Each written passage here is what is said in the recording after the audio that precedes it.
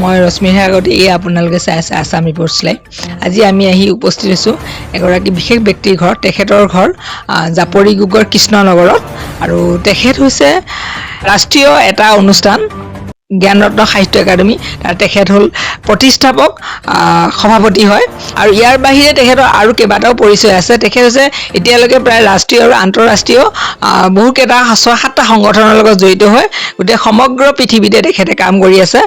আহকচোন আমি তেখেতৰ সৈতে আমি অলপ এটা বিশেষ ধৰণৰ সাক্ষাৎকাৰ লওঁ। তেখেতে আজিৰ তাৰিখলৈকে তেওঁ কেনেধৰণে কাম কৰি আছে আৰু কিবা অসুবিধা পাইছে নেকি কাম কৰিবলৈ যাওঁতে, এইটো সন্দৰ্ভত আমি কথা পাতিম। আপোনালোকে চাই থাকিব। লাইভ শ্ব' নমস্কাৰ দিলোঁ আৰু আন্তৰিক ধন্যবাদ জ্ঞাপন কৰিছোঁ। যে কথা হ'ল কি, মই এটা সাধাৰণ শিক্ষক। মই 2019 চনত ৰিটায়াৰমেণ্ট হৈছোঁ। তাৰ আগতো মই সাহিত্য আৰু সংস্কৃতিৰ লগত জড়িত। জ্ঞানৰত্ন সাহিত্য একাডেমি এইটো এটা নেশ্যনেল একাডেমি। এই একাডেমিৰ জৰিয়তে গোটেই অসম, উত্তৰ পূৰ্বাঞ্চল, ভাৰতবৰ্ষ তথা বাহিৰতো এই অনুষ্ঠানৰ জৰিয়তে বিভিন্ন ধৰণৰ প্ৰগ্ৰাম কৰি সাহিত্য আৰু সংস্কৃতিৰ ক্ষেত্ৰত কেনেকৈ আগবাঢ়ি যাব পাৰি, সাহিত্য আৰু সংস্কৃতিৰ জৰিয়তে কেনেকৈ একতাৰ ৰছী বান্ধিব পাৰি আৰু ভাতৃত্ববোধ গঢ়িব পাৰি, আৰু দ্বিতীয়তে এই অনুষ্ঠানৰ জৰিয়তে যাতে আমাৰ অসমীয়া ভাষা সংস্কৃতিৰ উন্নতি হয়, তাৰ কাৰণে আমি অহৰহ চেষ্টা কৰি আছোঁ। আমাৰ এই অনুষ্ঠানৰ এতিয়া 12 সংখ্যক অধিৱেশন আমাৰ অহা মাৰ্চ মাহত হ'ব 15 তাৰিখে। ইয়াৰ উপৰিও আমাৰ মণিপুৰত দ্বিতীয়বাৰৰ কাৰণে আমাৰ এই অনুষ্ঠান অনুষ্ঠিত হ'ল যোৱা 22 আৰু 24 তাৰিখে ফেব্ৰুৱাৰী 2026।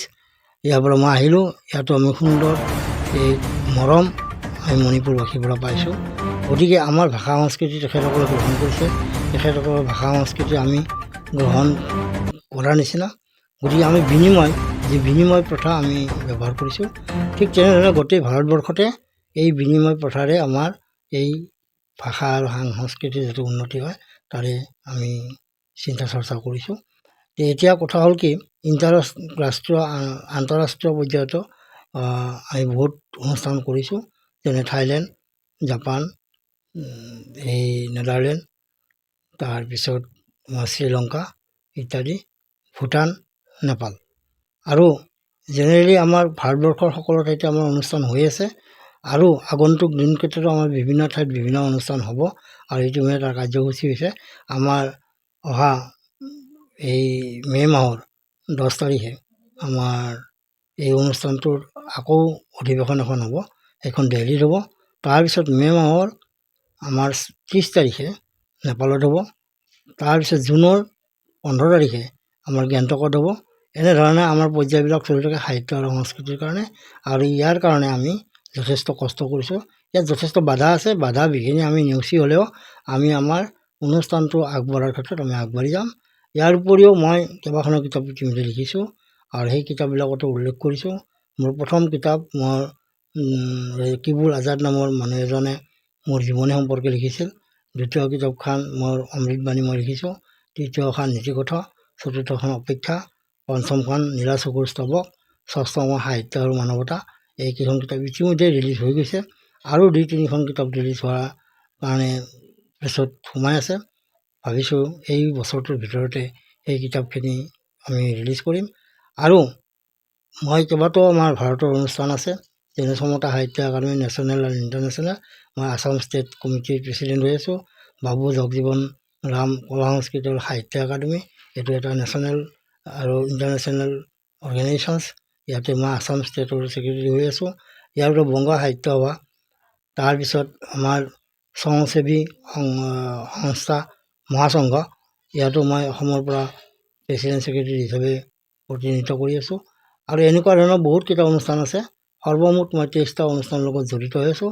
আৰু এই 23টা অনুষ্ঠানৰ জৰিয়তে সাহিত্য আৰু সংস্কৃতিৰ কেনেকৈ উন্নতি কৰিব পাৰি, তাৰে চিন্তা চৰ্চা আৰু লগতে ব্যস্ততাৰ মাজেৰে জীৱন অতিবাহিত কৰি আছোঁ। সময়টো মানুহৰ 24 ঘণ্টা ঈশ্বৰে সকলোকে দিছে নহয় জানো কিন্তু সেই 24 ঘণ্টা সময়ত আমিতো 8 ঘণ্টা সময় বা 6 ঘণ্টা সময় আমি শুই দিওঁ ৰাতি বাকী সময়খিনি আমাৰ বিভিন্ন কাম থাকে তাৰ মাজত আপুনি ইমানখিনি মানে নেশ্যনেল ইণ্টাৰনেশ্যনেল ষ্টেট লেভেলৰ কথা বাদ দিছোঁ মই আপুনি কেনেকৈ মেনেজমেণ্ট কৰে আচলতে সময় হ'ল মূল্যৱান আৰু এই সময় ঠিকমতে ব্যৱহাৰ যিয়ে কৰিব পাৰে তেওঁৰ কাৰণে 50টা অনুষ্ঠান থাকিলেও অসুবিধা নহয় অৰ্থাৎ সেই অনুষ্ঠানৰ কাম সময়ে সময়ে কৰিব সকলো অনুষ্ঠানবিলাকৰ কামে একে সময়তে নহয় গতিকে এইটো যদি জানুৱাৰীত হয় সেইটো ফেব্ৰুৱাৰীত হয় ঠিক তেনেকুৱা ধৰণৰ ইয়াৰ কিছুমান আছে আৰু সেইবিলাক টাইম মিলাই তাৰে মাজত নিজৰ ঘৰৰ কামো কৰিব লাগিব আৰু নিজৰ যিখিনি ব্যক্তিগত কাম আছে সেইখিনিও কৰিব লাগিব আৰু সমাজৰ কাৰণে কৰিব লাগিলে নিজে সময় দিব পাৰিব লাগিব সময় দিয়াৰ কথাটো হ'ল কি যে তাক নিজৰ ইচ্ছামতে কোনখিনি সময়ত ক'ত দিলে ভাল হ'ব বা কোনখিনি সময়ত তাত গ'লে কেনেকুৱা ধৰণে কৰিব পৰা যাব ছাকচেছফুল কেনেধৰণে হোৱা যাব সেইটো নিজৰ মনৰ কথা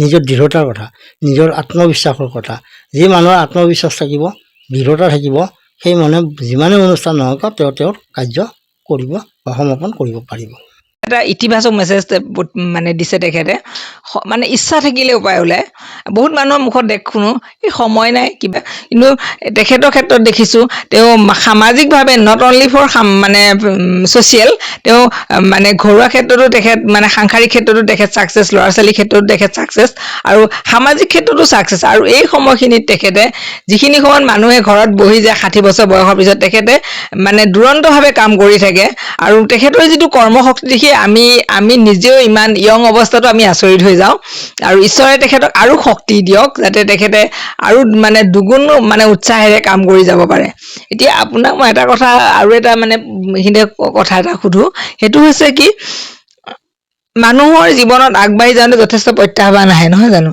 সেই প্ৰত্যাহ্বানটো আপুনি কেনেকুৱা ধৰণে নেওচি আগবাঢ়ি যাব কাৰণ প্ৰত্যাহ্বানটো আহিবই আচলতে প্ৰত্যাহ্বান চববিলাক কামতে আহিব এই প্ৰত্যাহ্বানক নেওচি নিজৰ যিটো লক্ষ্য সেই লক্ষ্যত উপনীত হ'ব লাগিব আৰু প্ৰত্যাহ্বানে মানুহক কেতিয়াও সফলতা নানে প্ৰত্যাহ্বানৰ জৰিয়তে দি মানুহে দৃঢ়তা হ'ব লাগিব আত্মবিশ্বাস আনিব লাগিব যে মই এই কামটো কৰিছোঁ গতিকে এই কামটো মই কৰি লক্ষ্যত উপনীত হ'বই লাগিব আনি মোক যি নকওঁ যিহেতুকে এইটো এটা ভাল কাম সমাজৰ কাৰণে ভাল কাম গতিকে এই ভাল কামত আমি সদায় আগবাঢ়ি যাব লাগিব এইটো আপুনি ঠিক কথাই কৈছে আৰু ইয়াৰ লগতে এটা আজি যুৱৰ প্ৰজন্ম সাহিত্য সংস্কৃতিৰ প্ৰতি আগ্ৰহ খুব কম দেখা যায় যিহেতু বিশেষকৈ মোবাইলৰ লগতে বেছি ব্যস্ত হৈ থাকে এইটোৱে আমাৰ সাহিত্য সংস্কৃতিত কিবা প্ৰভাৱ পেলাব নেকি বাৰু আচলতে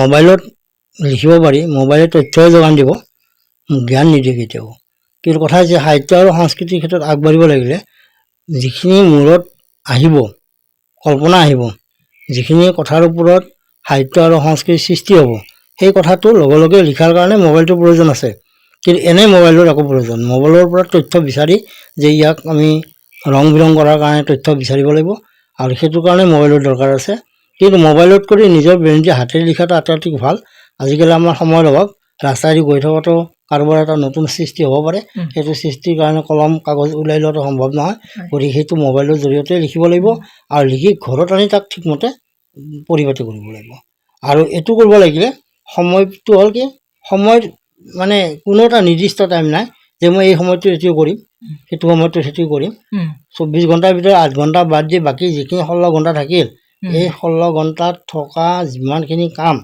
কৰিলে সেইখিনি অন্ততঃ ৰাতি তাক সুন্দৰকৈ পৰিপাটিকৈ লিখিব পৰা কণ্ডিশ্যন থাকিব লাগে আৰু সেইখিনি ৰাতি লিখি থৈ দিলেহে পিছত আকৌ এইটো ভুলি গ'লেও মানে নতুনকৈ ক্ৰিয়েট কৰিব পাৰি ঠিক তেনেকৈ মই আকৌ এখন কিছু কবিতা এনেকৈ লিখিছোঁ মোৰ কবিতাবিলাক তেনেই সহজ চুটি এই কিতাপখনৰ প্ৰায় 30টামান কবিতা হৈছে ভাবিছোঁ যে 50টামান কবিতা হ'লে এইখন কিতাপো উলিয়াম নাম এতিয়া নামাকৰণ কৰা নাই ইয়াৰ উপৰিও মোৰ ওপৰত কেইবাজনো ৰিচাৰ্চ কৰি আছে তেওঁলোকে কিতাপ লিখিব মোৰ জীৱনীৰ ওপৰত এটা মানুহে মোক প্ৰস্তাৱ এটা দিছে তেওঁ মোৰ ওপৰত এখন কিতাপ লিখিছে তেওঁ কিতাপখনৰ নাম দিছে মই সেই চিনি নোপোৱা মানুহজন কিতাপখন তেওঁ কম দিনৰ ভিতৰতে পাব্লিছ কৰিম বুলি কৈছে কিন্তু ময়ে হাক দিছোঁ যে এইটো নহয় এইটো অক্টোবৰ বা ছেপ্টেম্বৰত পাব্লিছ কৰিব আমাৰ মিটিঙত জ্ঞানৰত্ন মিটিঙত তেতিয়া ভাল লাগিব আৰু তেখেতে পাৰ্মিশ্যনো লৈছে মোৰ এইটো লোৱাৰ কাৰণে খুবেই ভাল কথা। মোৰ ওপৰত যদি কোনোবাই এনেকৈ ৰিচাৰ্চ কৰে, মোৰ কথাখিনি যদি কোনোবাই তুলি কিতাপত লিপিবদ্ধ কৰে, তেওঁক মই সঁচাকৈ ধন্যবাদ দিব লাগিব। আৰু সেইগৰাকী মানুহ হ'ল যোৰহাটৰ তিতাবৰত থকা বিনু দাস শৰ্মা বাইদেউ। তেখেতে ইতিমধ্যে আধা লিখা কৰিছে, মোক তাৰে কপিও দেখুৱাইছে। যিখিনিলৈকে লিখিছে তেখেতে সেইখিনি সঁচাকৈ শুদ্ধ হৈছে। আৰু ইয়াৰ পিছৰখিনিও তেওঁ লিপিবদ্ধ কৰিব। কৰি ছেপ্টেম্বৰ মাহত সেইখন কিতাপ মই চিনি নোপোৱা মানুহজন যিটো তাৰ কিতাপখনৰ নাম, সেই নামেৰে তেওঁ কিতাপখন প্ৰিণ্টিং কৰি উলিয়াই ৰাইজৰ লগত উলিয়াই দিম বুলি প্ৰতিশ্ৰুতি দিছে। যিয়ে নহওক, এনেকুৱা ধৰণৰ অনুপ্ৰেৰণাবিলাকে মোক আকৌ দুগুণ কাম কৰাৰ কাৰণে শক্তি বৃদ্ধি কৰিছে। আৰু সেইকাৰণে মই বাহিৰৰ যিবিলাক মিটিং হয়, বিশেষ কৰি গুৱাহাটীৰ কথাটো বাদেই, বাহিৰৰ মিটিঙত মই কোনোদিন নেৰোঁ। আৰু য'ত সদায় মই আগ্ৰহী, যিয়ে মোক ইনভাইটেশ্যন কৰিব মই তালৈকে যামেই। মোৰ অনুষ্ঠানৰ স্বাৰ্থত হওক, মোৰ নিজৰ স্বাৰ্থত হওক, মোৰ নিজৰ স্বাৰ্থ এটাই যে মই তাত যোৱা মানে মোৰ নামটো সকলোৱে জানিলে আৰু মই তাৰ পৰা এটা নজনা কথা শিকিব পাৰিম। এনেকৈ মণিপুৰত যাই মোৰ খুব ভাল লাগিছে। আচলতে মণিপুৰত মই দেখিলোঁ যে তাৰ মানুহবিলাকৰ সাজ সজ্জা, তেওঁলোকৰ যিটো সহজ সৰল জীৱন, তেওঁলোকৰ মানে যিবিলাক খানা সম্পূৰ্ণ আমাৰ অসমৰ খানাৰ লগত একেই প্ৰায়। আৰু তেওঁলোকৰ সংস্কৃতি, আমাৰ এই সংস্কৃতিৰ লগত কোনো ডিফাৰেঞ্চ নাই, মাত্ৰ মণিপুৰী ভাষাটোৱে আৰু আমাৰ অসমীয়া ভাষা ডিফাৰেঞ্চ এইখিনিয়ে। কিন্তু মই তাৰে ভিতৰত এটা মই দেখিলোঁ, যেনে আমাৰ দশৱতাৰ নৃত্য, মই সিদিনা চালোঁ তেওঁলোকতে প্ৰদৰ্শন কৰিছিল। দশৱতাৰ নৃত্যটোত আমাৰ যেনেকুৱা ভাৱ ভংগীৰে নৃত্য কৰে শ্ৰীকৃষ্ণই, ঠিক একে ধৰণে তেওঁলোকে কৰিছে, মাত্ৰ গীতটো বেলেগ আৰু ভাষাটো বেলেগ। মই তেওঁলোকক সুধিছিলোঁ, তাত যিজন আমাৰ চিফ গেষ্ট আহিছিল তেখেতক মই সুধিছিলোঁ যে এইটো কি বোলে, এইটো আপোনালোকৰ দশাৱতাৰ? তেওঁ অসমীয়াও জানে, মণিপুৰী মানুহ। কৈছে এইটো দশৱতাৰ নৃত্য, এইটো আমাৰ ভাষাত হোৱাৰ কাৰণে ঠিক এনেকুৱা হৈছে। মই তেতিয়া সঁচাকৈ আপ্লুত হৈছোঁ যে আমাৰ ভাষাৰ লগত তেওঁলোকৰ অমিল নাই, মাত্ৰ শব্দকেইটাৰে বেলেগ। আৰু তেখেতসকলে কৰা আপ্যায়নৰ বাবে আমি সঁচাকৈ তেওঁলোকক ধন্যবাদ দিব লাগিব। আমাৰ জ্ঞানৰত্ন সাহিত্য একাডেমী মণিপুৰ ষ্টেটক আমি সঁচাকৈ ধন্যবাদ দিম। এইকাৰণে দিম যে এনেকুৱা ধৰণৰ প্ৰগ্ৰাম ইয়াৰ আগতে আমাৰ গুৱাহাটীত বাহিৰে পতা নাই। ইয়াৰ উপৰি আমাৰ 101খন কিতাপ আমাৰ তিতাবৰৰ যোৰহাটত অনুষ্ঠিত হৈছিল। সেইটো আমাৰ জ্ঞানৰত্ন সাহিত্য একাডেমীয়ে, নেশ্যনেল একাডেমীয়ে আমাৰ চেণ্ট্ৰেলি কৰিছিল। আৰু তাত 101খন কিতাপ উন্মোচন কৰি আমাৰ এই যিটো নৰ্থ ইষ্ট ৰেকৰ্ড আমি কৰিবলৈ সক্ষম হৈছিলোঁ। আৰু সেইটোৱে আমাক এই অনুষ্ঠানটোৰ সৌন্দৰ্য বৰ্ধনত যথেষ্ট অৰিহণা যোগাইছে। আকৌ এনেকুৱা ধৰণৰ আমাৰ বহুত প্লেন আছে, আমি আগলৈকে বহুত পৰিকল্পনা কৰি থৈছোঁ আৰু কিবাকিনি কৰিম বুলি। যদি আমাক সময় সুবিধা আৰু ভগৱানে যদি আমাক কৰিবলৈ সাহসটো দিয়ে, তেতিয়াহ'লে নিশ্চয় আমি এইখিনি ফলৱতী হ'ব পাৰিম। আপোনাৰ এই যিটো শিক্ষকতাৰ লাইফটোত তেতিয়াৰ পৰা আপোনাৰ মানে যিটো সামাজিক সেৱা তেতিয়াৰ পৰা আৰম্ভ হৈছিলে নেকি? আচলতে মই এই সামাজিক কাম সৰুৰ পৰাই কৰিছোঁ। আৰু মই ইয়াতে কৃষ্ণনগৰ বিদ্যাপীঠ হাইস্কুলত শিক্ষকতা কাম কৰিছোঁ 1991 চনৰ পৰা। আৰু তেতিয়াৰ পৰাই মই সামাজিক হৈ গৈছোঁ। আৰু মোৰ এই সামাজিক স্কুলৰ জীৱনটোত শিক্ষকতা কৰোঁতে মই সদায় পাঞ্চুৱেল আছিলোঁ। সদায় এদিনৰ স্কুল ক্ষতি নকৰা, ৰ'দ বতাহ বৰষুণ মোৰ নাছিল, মই সেইবিলাকক নেওচি সদায় স্কুল টাইমত উপস্থিত হৈছিলোঁ। কোনো নাহিলেও মই অকলে যে স্কুল অন্তত কৰাৰ মই সাহস আছিল। আৰু ইয়াৰ উপৰিও মোৰ এই ছাত্ৰ ছাত্ৰীবিলাকৰ লগত এটা মোৰ ওতঃপ্ৰোত সম্পৰ্ক আছে। তেওঁলোকৰ ঘৰত যোৱা, তেওঁলোকৰ লগত পৰিয়ালৰ লগত যিটো মানুহৰ সদ্ভাৱ, এইটো মই ইয়াত অহাৰ পিছৰ পৰাই সেই সদ্ভাৱটো মোৰ লগত আছিল। আৰু মই যি সময়ত স্কুলত কাম কৰিছিলোঁ সেই সময়ত প্ৰতিটা ক্লাছতে 80ৰ পৰা 90টালৈকে ছাত্ৰ ছাত্ৰী আছিল। এতিয়া কিমান আছে নাজানো, অৱসৰ পোৱাৰ পিছত আৰু স্কুলত তেনেই যোৱা কম হয়। গতিকে মোৰ দিনত তেনেকুৱা আছিল আৰু খুব ভাল এটা সম্পৰ্ক শিক্ষক আৰু ছাত্ৰৰ মাজত আমাৰ আছিল। আৰু আজিও সেই ছাত্ৰবিলাকক লগ পালে ছাৰ বুলি অন্তত নমতাকৈ নাথাকে, তেওঁলোকক মই বহুতকে লগ পাওঁ। আনকি বহুত ছাত্ৰ ছাত্ৰীকে মই দেখিছোঁ গণেশগুৰি যদি যাওঁ বা ক'ৰবাত ফুৰিব যাওঁ, লগ পালে আনকি মোৰ গাড়ী ভাড়াটো দি থৈ গুচি যায়। মই ইয়াৰ ক্ষেত্ৰতে মই মণিপুৰত এটা কথা মনত পৰিছে। মই সেইদিনা যাওঁতে, যোৱা 22 তাৰিখে যেতিয়া মই যাওঁ, যোৱা সময়ত মই মোৰ ছাত্ৰ এজনক লগ পাইছিলোঁ। আৰু এই ছাত্ৰজনে গাড়ীৰ পৰা নামি যেতিয়া চেক পোষ্ট হয়, এই চেক পোষ্টত মোক লগ কৰে, ছাৰ আপুনি ক'ত যায়? মই বোলো মই মণিপুৰ যাওঁ, ময়ো মণিপুৰত মানে অহা যোৱা কৰি থাকোঁ, এনেকুৱা কথা। তাৰপিছত কিবা IPL চাৰ্টিফিকেট উলিয়াব লাগে, সেইখন উলিয়াত সি মোক সহায় কৰি দিলে। আৰু লগতে ঘূৰি আহোঁতে মই কি কৰিব লাগিব সেইখিনি কথাও মোক বুজাই ক'লে যে এইটো এটা মোৰ আচলতে মোৰ কাৰণে পৰম সৌভাগ্য আৰু এই ছাত্ৰজনক মই ধন্যবাদ দিব লাগিব। এইকাৰণে মই নাজানা কথাটো তেওঁৰ পৰা শিকিলোঁ। কাৰণ যিহেতুকে মই প্ৰথমবাৰ মণিপুৰলৈ গৈছোঁ, ইয়াৰ পিছত ভৱিষ্যতে আহিলেও এই কি লৈ যাব লাগিব, কেনেকুৱা ধৰণে মণিপুৰত মানে পাছ ছিষ্টেম আছে বা কেনেধৰণে থাকিব পাৰি সেই সম্পৰ্কটো মোক বুজাই দিলে। সেইকাৰণে মোৰ তাত মণিপুৰত থকা অসুবিধা হোৱা নাই। সেই ছাত্ৰজনক মই আচলতে ধন্যবাদ দিব লাগিব। সেইকাৰণে সি ছাত্ৰ হ'লেও সি গুৰুকণ্ঠটো শিকাই থৈ গ'ল। গতিকে এনেকুৱা ধৰণে মোৰ শিক্ষকতা জীৱনৰে ছাত্ৰ এইটো। গতিকে তেওঁ মোক সেইখিনি উপকাৰ কৰাৰ কাৰণে তেওঁক মই ধন্যবাদ জ্ঞাপন কৰিছোঁ।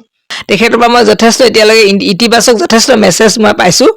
আৰু লাষ্টত মই এইটো যিহেতু এতিয়া নৱপ্ৰজন্মৰ যুগ নহয় জানো, আমি প্ৰজন্মই যিটোবিলাক মানে মেছেজ বোৱাই দিব লাগিব।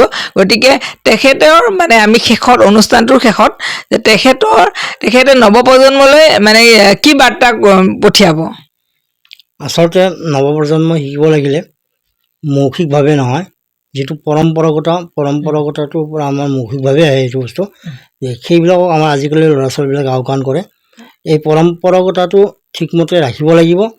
আৰু এই আমাতকৈ যিবিলাক এজেড মানুহ তেওঁলোকৰ পৰা বহুত কথা জানিবলগীয়া আছে। তাৰ পৰা ল'ৰা ছোৱালীবিলাকে যথেষ্ট শিকিব পাৰে। আৰু এটা নৱপ্ৰজন্মই তেওঁৰ নিজৰ জীৱনশৈলীটো ঠিকমতে নিয়াৰ কাৰণে তেওঁ কিতাপ পঢ়িব লাগিব। মানে মহা মানৱৰ কিতাপ পঢ়িলেহে তেওঁলোকে তাৰ পৰা কিছু কথা শিকিব। আৰু এই কথা, কাৰণ কিতাপৰ জ্ঞানটো হ'ল এটা আইডিঅ'লজিকেল জ্ঞান। গতিকে কিতাপৰ জ্ঞানেদিয়ে যথেষ্ট নহয়। যে আমি আমাৰ ককা দেউতা বা আমাৰ যিসকল বয়সতকৈ জ্যেষ্ঠ তেওঁলোকৰ পৰা আমি বহুত কথা শিকিব পাৰোঁ। আৰু তেওঁলোকৰ লগত লগ লাগি এটা দুটাকৈ কথা শিকিলে আমি ভৱিষ্যত প্ৰজন্মই আমাৰ তাৰ পৰা উপকৃত হ'ব পাৰিব। যেনে আমাৰ এতিয়া অসমৰ যিবিলাক পৰম্পৰা আছে, যেনে বিয়া গীত, আমাৰ ঢুলীয়া, পুতলা নাচ, এই আটাইবিলাক আমাৰ নোহোৱা হৈ যাই আছে। যে এইটো পৰম্পৰাগতভাৱে আমাৰ ল'ৰা ছোৱালীবোৰে শিকিব পৰা নাই। আমাৰ অভিভাৱকসকলকো এইটো ৰিকুৱেষ্ট কৰিম, মই অনুৰোধ কৰিম যে তেওঁলোকে এই পৰম্পৰাগত বস্তুবিলাক শিকিব লাগে। যেনেকৈ ধৰি ৰাখিব লাগে। এখন ঘৰত এটা অতিথি আহিলে অতিথিটো কেনেকৈ সংস্কৰণ দিব লাগে, এই কথাখিনিও এই ল'ৰা ছোৱালীক আমাৰ বহুত ল'ৰা ছোৱালীয়ে নাজানে। আৰু তেওঁলোকক সেইটো জনাটো দৰকাৰ। আৰু প্ৰপাৰ অসমীয়াটো আমাৰ কোনো ক'ব নোৱাৰে, তথাপিতো যিমানখিনি পাৰি এইখিনি অসমীয়াতে ক'ব পৰাটো আটাইতকৈ ভাল কথা। এনেধৰণে আমি ল'ৰা ছোৱালী বা আমাৰ ঘৰৰ পৰিয়ালবিলাকৰ মাজত আচৰণ বিধি কৰিলে আমাৰ ভৱিষ্যত হ'ব। আৰু আমাৰ নতুন প্ৰজন্মই তাৰ পৰা শিকি তেওঁলোকো একোটা মহৎ মানুহ হ'বলৈ সক্ষম হ'ব। বহুত কথাই আপোনাৰ পৰা জানিলোঁ, শিকিলোঁ, বুজিলোঁ। আৰু কথা পাতিবলৈ মন আছিলে, কিন্তু সময়ো হৈ আহিছে। সময়ৰ প্ৰতি লক্ষ্য ৰাখি আমি আজি আমাৰ অনুষ্ঠান ইমানতে সামৰিলোঁ।